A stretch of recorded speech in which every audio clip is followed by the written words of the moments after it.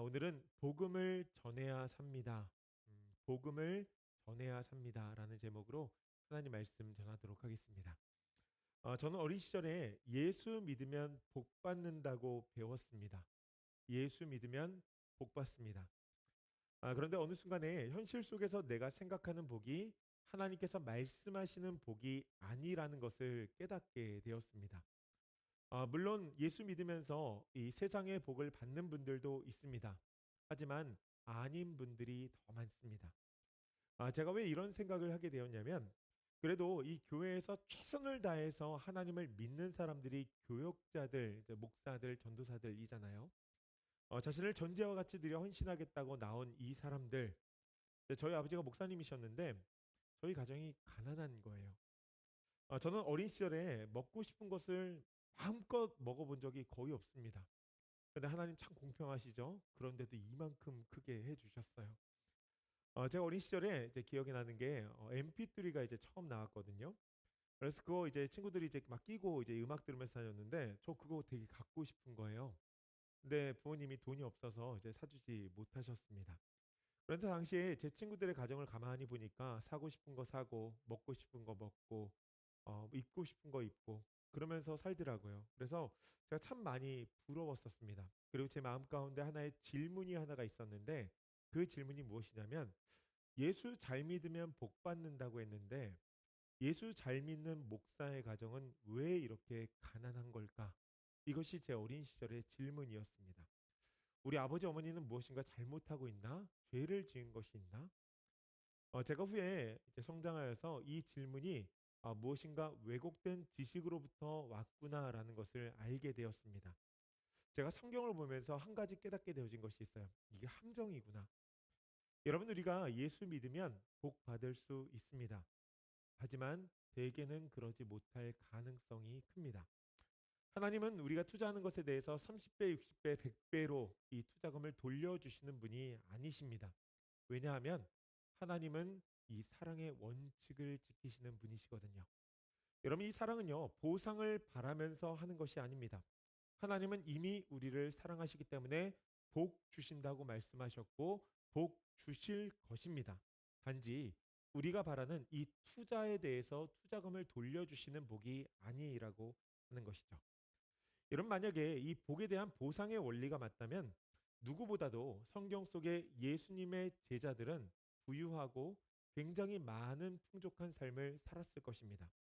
그러나 성경을 보면 그들은 그런 삶을 살지 않죠. 그들의 모습을 보면 처음에는 한 자리를 차지하기 위해서 예수님을 열심히 쫓았습니다. 그러나 그들의 삶의 결말을 가만히 보십시오. 자신의 모든 것을 내어놓고 희생하고 헌신하는 삶, 여러분, 그것이 바로 제자의 삶이었다는 거예요. 무엇보다 그들은 복음을 붙잡고 기도하며 삶을 살았고 복음을 전하며 살았습니다.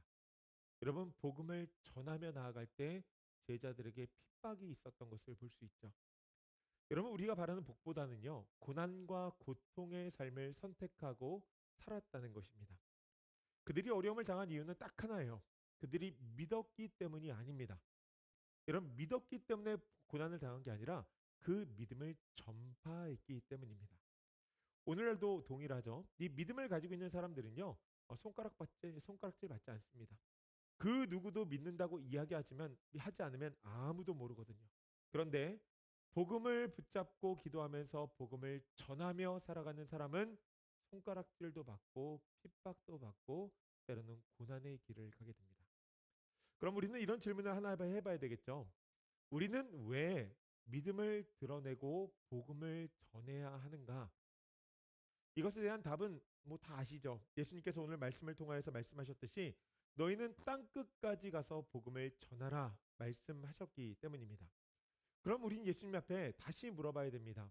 예수님, 그 예수님의 알려주신 길이 참 힘들고 고난스러운 길인데 왜 우리가 그렇게 살아가야 될까요? 하나님께서 우리를 사랑하신다고 말씀해 주셨고 사랑받는 자녀들, 그 자녀들이 꽃길을 가는 것을 하나님께서 기뻐하실 터인데 왜 우리에게 이 세상에서 죄악된 세상에서 살아가면서 힘든 것 이외에 더 많은 것들을 요구하십니까? 왜 복음을 전하라 말씀하시며 십자가의 길을 가라고 말씀하시는 겁니까? 여러분 여기에요. 믿음의 신비가 있습니다. 왜 우리가 복음을 전해야 되는가? 우리에게 이렇게 말씀하세요. 디모데후서 4장 7절의 말씀인데요. 이렇게 기록되어져 있습니다. 나는 선한 싸움을 싸우고 나의 달려갈 길을 마치고 믿음을 지켰으니. 아멘.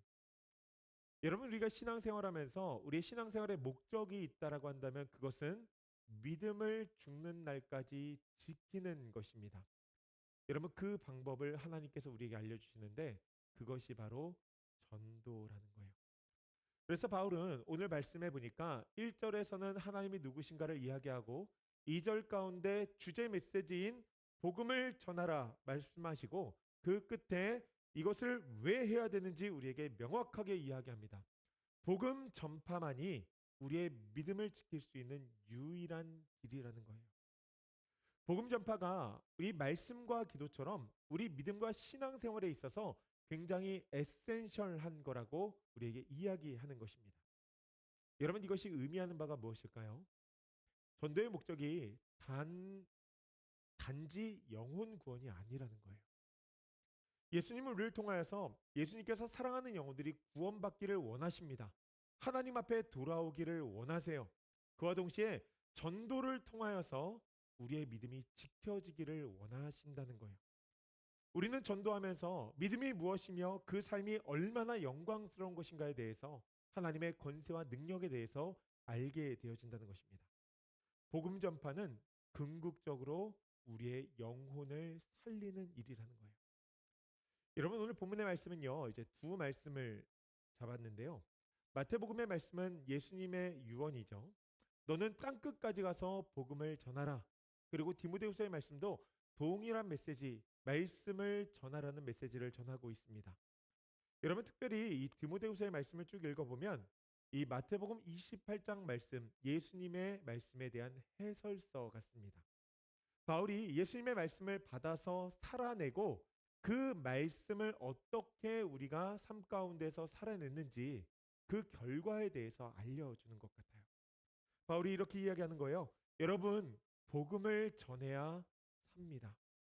그것은 영혼을 구원하기 위한 것이지만 실제적으로 우리가 복음을 전해야 살아갈 수 있다는 것, 그 믿음을 지킬 수 있다는 것을 알려주는 것입니다. 바울이 왜 복음 전파가 우리의 믿음을 지킨다고 하는 것일까? 네 가지를 살펴볼 텐데요. 첫째로 우리는 복음 전파를 통하여서 하나님의 권세를 경험하기 때문입니다. 복음 전파를 통하여 하나님의 권세를 경험하기 때문이라는 거예요. 제가 10년 전쯤에 한국에 가서 처음으로 자율주행 옵션이 들어가 있는 차를 타봤습니다. 하이웨이를 달리는데 차가 알아서 차선도 잡고 이 거리도 조절하면서 혼자서 달리는 거예요. 거리가 좁혀지니까요. 차가 천천히 속도를 줄이고 서니까 차가 섰습니다. 제가 그런 기능 있는 차를 머리털라고 처음 타봤어요. 그 경험이 굉장히 인상적이었습니다. 기술의 능력을 경험하게 된 거죠. 여러분 그다음부터 제가 차를 보는 기준이 달라졌겠죠. 그런 옵션을 가진 차를 계속 보게 되는 거예요. 사람은요 무엇인가 압도적인 힘을 경험하게 되면 그 안에 믿음이 생기고 그 힘을 추구하게 되어진다는 것입니다. 여러분 우리의 일상의 삶에서도 이렇게 경험이 중요하듯이 믿음의 삶, 이 신앙생활에도 하나님의 능력을 매 순간 경험하는 것이 너무나 중요합니다. 그래서 예수님께서는 우리에게 복음 전파에 대한 사명을 주시면서 이렇게 말씀하시는 거예요. 마태복음 28장 18절에 19절 말씀 보십시오. 예수께서 나와 말씀하여 이르시되 하늘과 땅의 모든 권세를 내게 주셨으니 그러므로 너희는 가서 모든 민족을 제자로 삼아. 아멘. 예수님께서 먼저 이렇게 말씀하십니다. 이 땅의 모든 권세, 아니 하늘의 모든 권세까지도 나에게 있다. 그리고 말씀이 이렇게 이어져요. 그러므로 너희는 가서 복음을 전하라. 여러분 우리가 이 복음 전파를 하며 나아갈 때 하늘과 땅의 권세가 하나님께 있다는 것을 알게 되어진다는 거예요. 그것을 경험하게 되어진다는 것입니다. 이것을 바울도요. 여러분 동일하게 전합니다. 말씀을 전파하라고 2절 말씀에 이야기하면서 1절 말씀에서 뭐라고 이야기하냐면 하나님 앞과 살아있는 자와 죽은 자를 심판하실 그리스도 예수 앞에서 그가 나타나실 것과 그의 나라를 두고 염히 명하노니 너는 말씀을 전파하라. 때를 어떤지 못 어떤지 항상 힘쓰라. 아멘. 여러분 여기 말씀해 보면 예수님께서 다시 나타나신다고 이야기를 합니다. 예수님의 재림을 의미하는 거예요. 성경은 그때 모든 정사를 메고 이 땅 가운데 예수님께서 심판자로 오실 것을 이야기합니다. 여러분 예수님께서 어마어마한 권세를 가지고 이 땅에 오신다는 거예요. 그 이야기를 하면서 바울이 뭐라 그럽니까? 말씀을 전하라. 여러분 말씀을 전할 때 그 권세를 경험하게 되어진다는 거예요. 고대사에 보면 이 사신들이 있었죠. 이 사신들은 왕의 명을 받고서 다른 나라에 가서 왕의 말을 전하는 사람들인데요. 강한 나라의 사신일수록 기세가 등등했습니다. 거칠 것이 없는 거죠. 요즘에 백악관의 주인인 이 트럼프 대통령의 대변인 이 캐롤라인 레빗이요. 언론 매체들과 쫙 이야기하는데 여러분 기세가 등등합니다. 거침없어요. 이유는 딱 하나입니다. 미국 대통령의 대변인이기 때문이에요. 대통령의 말을 전할 때 여러분 그 말의 능력이 무엇인지를 알게 되어지는 것이죠. 여러분 우리가 하나님의 말씀인 이 복음을 전하는 것도 동일합니다. 말하고 나면 그 이후의 것은 하나님의 권세가 책임지실 일이라는 거예요. 여러분 그것을 우리가 경험하게 된다는 것입니다. 중요한 것은 내가 말하지 않으면 그 능력이 절대로 드러날 수 없다는 것이죠. 그 능력이 드러나지 않으면 우리는 그 능력을 가늠할 수가 없습니다. 그럼 그 힘의 능력을 모르니 그 능력과 당연히 동떨어진 삶을 살아가게 되어지겠죠. 여러분 이 복음 전파가 하나님의 권세와 능력을 경험하는 통로라는 것입니다. 우리가 신앙생활하면서 이것을 경험해야 된다는 거예요. 저는 사역 속에서 신기한 사건들을 참 많이 목격을 했습니다. 하나님의 말씀의 능력이요 얼마나 대단한지 모릅니다. 우리가 주로 하는 이야기가 있죠. 사람은 잘 변하지 않는다. 여러분 이것이 우리가 사람을 생각하는 하나의 전제입니다. 사람은 잘 변하지 않는다. 그러니까 부부들이 살면서 서로에 대해서 이런 이야기 하잖아요. 소망이 없다. 사람이 잘 변하지 않는다. 여러분 그런데 이 전제를요 완전히 무너뜨리는 것이 있습니다. 그것이 무엇이냐면 바로 복음이에요. 이 복음을 대하면 사람이 변한다는 것이죠. 제가 시카고에서 사역할 때 이 잔스 홉킨스 의대를 나온 친구가 있었습니다. 굉장히 똑똑한 친구였어요. 미국에서 자란 친구들은요 공부만 잘하는 것이 아니라 놀기도 진짜 잘 놉니다. 그러니까 이 친구가 파티를 열고 막 그러는데 인기도 많고 또 그만큼 과십도 많고 뭐 이성 관계도 굉장히 복잡한 거예요. 교회에서는 사실 굉장히 골칫거리인 친구죠. 이 친구가 이 친구의 손에 이끌려서 이제 성경 공부를 나왔습니다. 15주 과정이었는데 제가 그 친구를 딱 보고서 제가 끝까지 할 수 있을까라는 마음의 의심이 들었어요. 그래서 처음부터 뺄까 싶다가 그래 그래도 나왔는데 같이 해보자. 저는 3주 하고 끝날 줄 알았거든요. 근데 그 친구가 첫 주, 둘째 주, 셋째 주 열심히 나오는 거예요. 그리고 넷째 주에 사건이 일어났어요. 복음이 전파되어지는 그 시간에 이 친구가 예수님을 영접하게 된 것입니다. 저도 그런 레디컬한 변화를 제 삶 가운데서 경험하는 것 이외에 처음 본 거였어요. 너무 놀랐습니다. 말씀을 배우는데 그 시간에 얼굴 표정이 너무 어두운 거예요. 그리고 함께 나누는데 그 나눔의 시간에 터진 거예요. 내가 예수님을 몰랐던 것을 회개한다. 자신이 죄인이라면서 자기를 위해서 기도해 달라는 거예요. 내가 이 시간 예수님을 영접하고 싶다는 것이죠. 제가 그 이야기를 듣는데 복음을 전한 저도 놀라는 거예요. 여러분 저는 그 친구가 변화된 것에 대해서 엄청난 보람을 느꼈습니다. 하나님께서 진짜 기뻐하시겠구나. 한 영혼이 돌아오는 것을 하나님께서 좋아하시는데 그때 어떤 생각을 했냐면 야, 이 사역 돈 안 줘도 할 수 있겠다. 이 감정이면은 진짜 아무것도 필요 없구나. 하나님의 그 능력을 경험하는데 그의 이 친구의 모습을 가만히 보면서 마음으로 정말 감사하고 기뻤어요. 근데 여러분 그거 아세요? 진짜 변화는 어디서 일어났냐면 바로 저에게서 일어났어요. 제 삶 가운데 복음을 통하여서 하나님의 능력이 임한다는 것을 보게 되어지고 그 권세를 경험하고 나니까 제 믿음이 확고해진 거예요. 제가 말씀을 전하는데 거침이 없어진 것입니다. 여러분 복음 전파는요. 늘 구영혼을 살린다는 것을 기억해야 됩니다. 그 듣는 사람이 하늘의 권세를 경험하고 전하는 사람이 하늘의 권세를 경험하게 되어진다는 것이죠. 여러분 그래서 전도가 내 영혼을 살리고 믿음을 지켜준다는 거예요. 둘째로 복음 전파는 우리를 견고한 하늘의 지식을 얻게 합니다. 복음 전파는 우리를 견고한 하늘의 지식을 얻게 한다는 거예요. 제가 한 번은 다큐멘터리를 본 적이 있는데 일타 강사 꿈을 가진 한 선생님의 이야기였습니다. 다큐를 보면서 와 일타 강사가 괜히 일타 강사가 되는 게 아니구나라는 생각이 들었어요. 그분이 수업 준비하는 모습이 다큐에 나오는데 자신이 과거에 배운 그것을 다시 공부하고 학생들에게 잘 가르치기 위해서 연구하고 연구하는 모습이 나오는데 그 친구의 인터뷰 가운데 이런 이야기를 합니다. 사실 제가 공부를 잘했어요. 그런데 배울 때는 제가 알고 있는 것이 정확히 무엇인지 알지 못했던 것 같습니다. 그런데 가르칠 것을 준비하면서 배운 것이 무엇인지를 알게 되었어요.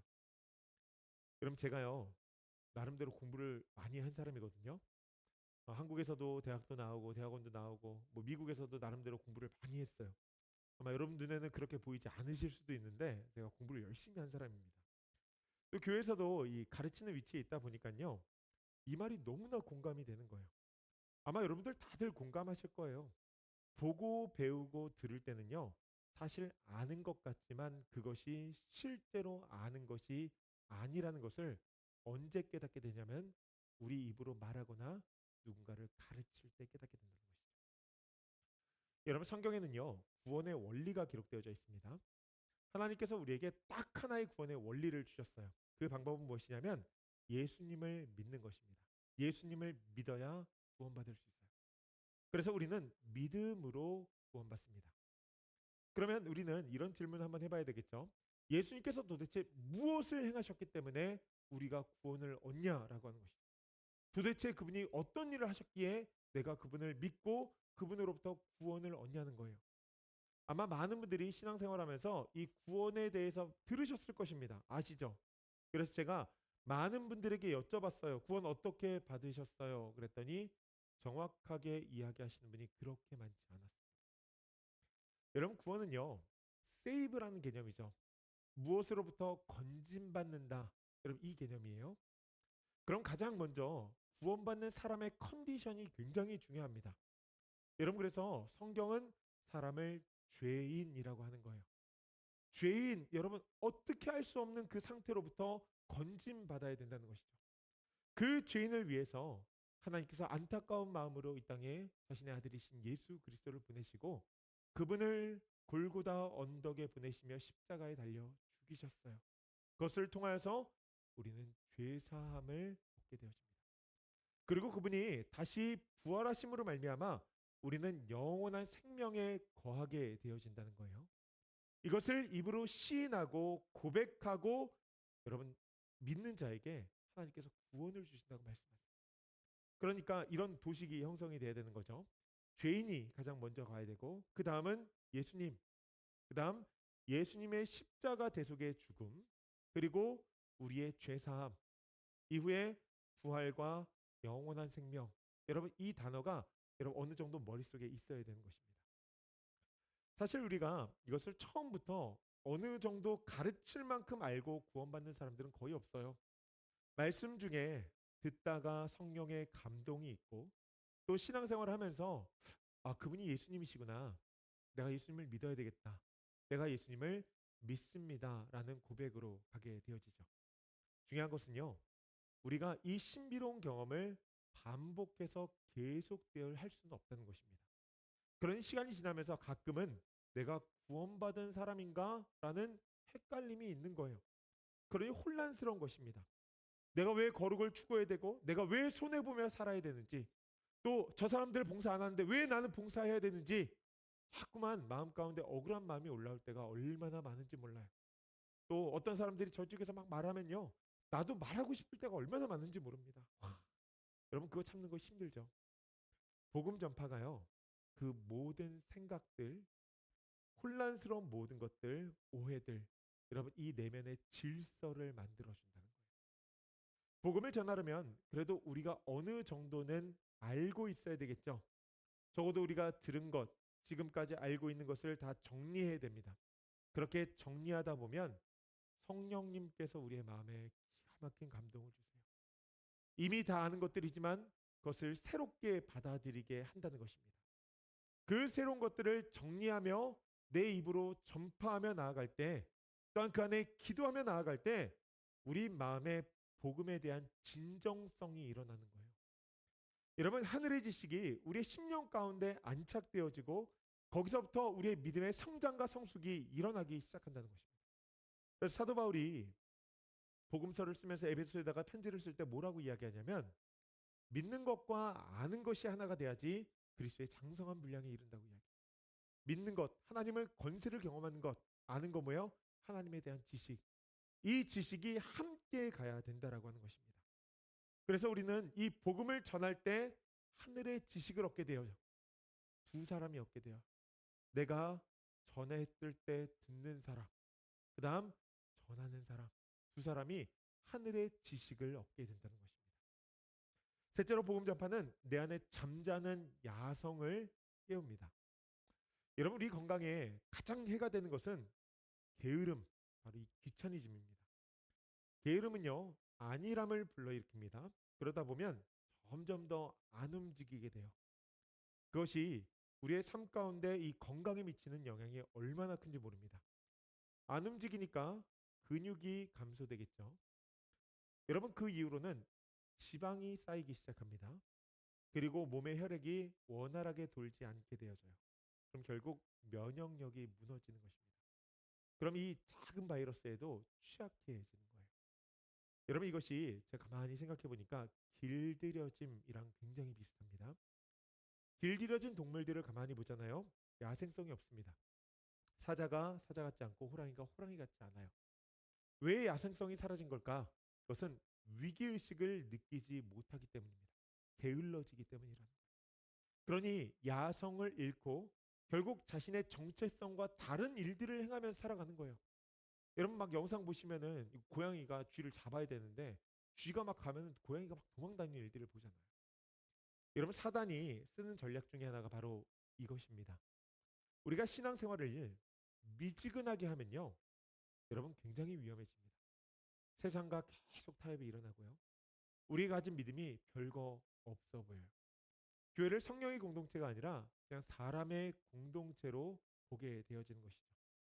많이 모여도, 자주 모여도 예배 드리지 않고 성경 보지 않고 기도하지 않고 그럼 괜찮아. 너의 믿음을 서로 드러내지 않으면 괜찮아. 교회가 성장하지 않아도 괜찮아.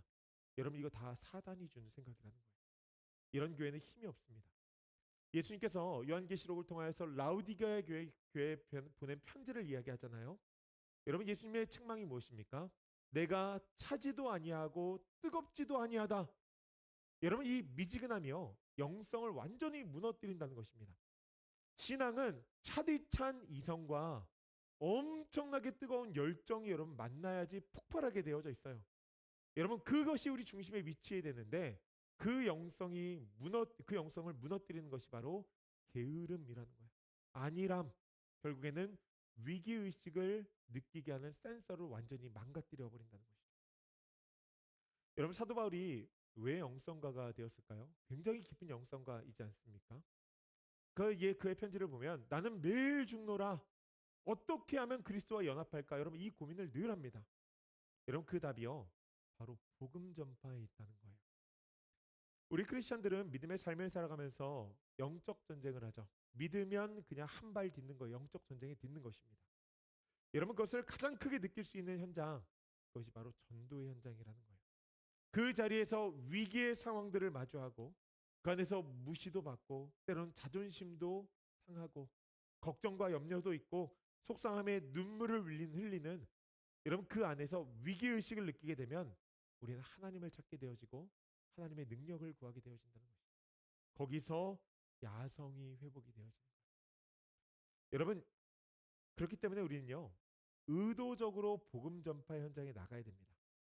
자꾸만 새로운 사람들을 만나야 되고 주변에 전도 대상자가 있다면 그 사람들과 교제할 수 있도록 애를 써야 된다는 거예요. 그리고 적절한 타이밍에 그 사람에게 어떻게 하면 하나님의 이야기를 전할 수 있을까를 애를 써야 된다는 것이죠. 계속해서 자신을 전도의 현장으로 밀어 넣어야 된다는 것입니다. 그게 마음의 방향성이 돼야 된다는 것입니다. 하나님께서 그 중심을 보신다고 말씀하시는 거잖아요. 세상과 타협하기보다는 그런 복음의 중심을 두고 이것을 어떻게 하면 지혜롭게 전할 수 있을까 애를 써야 된다는 것이죠. 여러분, 그래서 운동하기 싫어도 이 짐에 가면은 이제 운동하게 되어지지 않습니까? 친구 만나면 자꾸 먹게 되고 또 골프 치게 되어지는 것처럼, 여러분, 그것을 통해서 우리의 건강이 유지되듯이 우리가 전도의 현장 가운데 의도적으로 우리를 내어 놓으면 우리도 전도하게 되어 있다는 거예요. 그리고 그 전도를 통해서 어떻게 됩니까? 우리의 야성이 회복되어지는 것이죠. 여러분, 야성이 회복되면 어떤 일이 일어납니까? 이 길들여진 동물들이 가끔가다 발작할 때가 있거든요. 이 야성이 회복될 때가 있어요. 그렇게 되면 그 누구도 그 동물을 함부로 건드리지 못합니다. 크리스천들이 야성을 회복하면 어떻게 될까요? 사단이 함부로 건드리지 못한다는 거예요. 저는 우리 주일교회 성도들이 정말 뜨뜻미지근하게 그냥 물에 물 탄 듯 술에 술 탄 듯 여러분 그렇게 신앙생활하는 것이 아니라 정말 하나님의 사람으로, 복음의 사람으로 이 복음을 전하기 위해서 삶을 살아갈 수 있는 주의 백성들 되어지기를 간절히 소원합니다. 특별히 이부에 참석하신 분들 저희 교회 잘 보십시오. 여러분, 복음 모르는 분들 있을 거예요. 그분들 여러분 작정하시고 가셔서 복음을 전하기 위해서 애를 쓰십시오. 여러분, 교회 나오는데 얼마나 안타까워요. 복음을 모르고 삶을 살아가다가 그 훗날에 죽음 앞에서 두려워하게 되면 얼마나 안타까워요. 그래서 저는 우리 교회 모든 성도들이 정말 천국에서 만날 수 있는 주의 백성들 되어지기를 소원하는데, 우리가 주변에서 뭐 바깥에뿐만 아니라 이 안에서도 정말 하나님을 알 수 있도록 그분들에게 복음을 전하고 그분들을 배려하고 따뜻하게 환대하면서 함께 복음 전파에 힘쓸 수 있는 주의 백성들 되어지기를 소원합니다.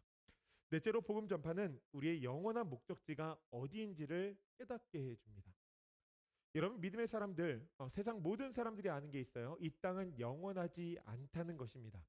그런데 믿음의 사람들이 아는 것이 있어요. 이 이상의 선을 넘어가게 되어지면 영원의 세계로 가게 되어진다는 거예요. 죽음 이후에 영원의 세계가 우리에게 준비되어져 있다는 것이죠. 여러분, 그런데 안타깝게도 우리는 하늘을 바라보며 살고 있지 않는 것 같습니다. 이 땅을 늘 바라보며 산다는 것이죠. 이 땅이 전부인 것처럼 살아갈 때가 많다는 거예요. 모든 시선이 땅으로 향해 있다는 것이죠. 그런 우리에게 복음 전파는 우리의 정체성이 어디 있는 것인지를 알려주는 통로라는 거예요. 바울이 이렇게 고백합니다. 디모데후서 4장 7절과 8절 말씀, 여러분 우리 한번 같이 읽어볼까요? 디모데후서 4장 7절과 8절 말씀 함께 읽습니다. 나는 선한 싸움을 싸우고 나의 달려갈 길을 마치고 믿음을 지켰으니 이제 후로는 나를 위하여 의의 면류관이 예비되었으므로 주 곧 의로우신 재판장이 그날에 내게 주실 것이며 내게만 아니라 주의 나타나심을 사모하는 모든 자에게도니라. 아멘. 여러분, 의의 면류관이 준비되어 있다는 거예요. 이 의의 면류관은 세상에서 받는 것이 아니라 하늘에 가서 받는 것입니다. 여러분, 우리가 복음 전파를 하며 나아갈 때 그 상급이 하늘에 있다는 것을 늘 기억하게 된다는 것이죠. 우리의 정체성이 하늘의 시민권자라는 것을 기억하게 된다는 것입니다. 특별히 바울이 우리에게 굉장히 간절하게 당부의 말씀을 하고 있는데, 그것은 무엇이냐면 전도자의 임무입니다. 복음 전파의 이 사명이요, 그냥 단순하게 일부의 사람들에게만 주어진 것이 아니라는 거예요. 그래서 오늘 말씀 보니까 뭐라 그래요? 내게만 아니라 주의 나타나심을 사모하는 모든 자에게도니라. 아멘. 여러분, 내게만 아니라 주의 나타나심을 사모하는 모든 자, 사모하는 모든 자, 믿음의 사람들이 여러분 다 전도의 사명을 가지고 있다는 거예요. 여러분, 하나님은요 우리 모두에게 상급을 주기를 원하신다라고 하는 것입니다. 그렇기 때문에 우리가 복음을 전하며 그 상급을 받아야 된다는 거예요. 제가 최근에 이 땅에서 그런 삶을 살아가고 있는 사람들이 있구나라는 생각을 하게 되어진 것을 봤는데요. 하얼빈에서 이 동계아시아 게임이 열렸습니다. 폐막을 했는데 한국을 이제 빙상 강국이라고 하죠. 대단하더라고요. 쇼트트랙이 진짜 좋은 성과를 거뒀는데 선수들이 인터뷰를 하면서 이런 이야기를 합니다. 제가 거기서 영감을 진짜 참 많이 얻었어요. 아시안 게임이 굉장히 큰 무대인데도 아시안 게임에서 좋은 성적을 거두고도 이 친구들이 그 승리에 취해 있지 않아요. 뭐라고 이야기하냐면 저는 최선을 다했고 좋은 성적을 거두어 참 좋습니다. 이 게임은 내년 밀라노에서 열릴 동계 올림픽을 준비하는 시간이라고 생각합니다. 거기서 좋은 성과가 나면 좋겠습니다. 그것을 위해서 응원해 주세요. 여러분, 이 친구들에게는요, 확실한 목적지가 있습니다. 확실한 목적지. 올림픽이라는 목적지가 있는 거예요. 거기서 영광의 밸류관을 얻겠다는 것이죠. 한국 같은 경우에는 이 빙상이 강한 나라이기 때문에 국가대표가 되는 것 자체가 영광이라고 해요. 그런데 국가대표가 되는 것, 아시안 게임에서 메달을 따는 것, 더 나아가 올림픽의 무대를 늘 준비하며 살아간다는 것이죠. 나에게는 가야 할 곳이 있다는 거예요. 제가 그 인터뷰를 보면서 제 마음을 좀 다잡았습니다. 야, 저게 우리가 가져야 될 마음의 자세구나. 저것이 우리가 가져야 될 영성이구나. 여러분, 우리가 이 땅을 살지만 이 땅이 아니라 하늘을 바라보며 살아가야 된다는 거예요. 진짜 승장은 국가대표가 되는 것이 아니라, 여러분, 교회 안에서 어떤 직분을 얻는 것이 진짜 승자가 아니라 올림픽에서 면류관을 얻는 것이라는 거예요. 그것을 얻기 위해서 땀을 흘리고 눈물을 흘리고 수고를 다하는 것을 아끼지 않는다는 것입니다. 이 말이 무엇일까요? 여러분, 우리가 직분을 받기 위해서 무엇인가 최선을 다하는 것이 아니라 복음을 전파하기 위해서, 그래서 하늘에 면류관이 있다는 것을 늘 기억하며 그 복음 전파를 위해서 힘쓰고 애쓰고 눈물을 흘리면서 수고를 아끼지 말아야 된다는 거예요. 여러분, 그것이 영원한 목적지 하늘을 바라보는 성도의 삶이라는 것입니다.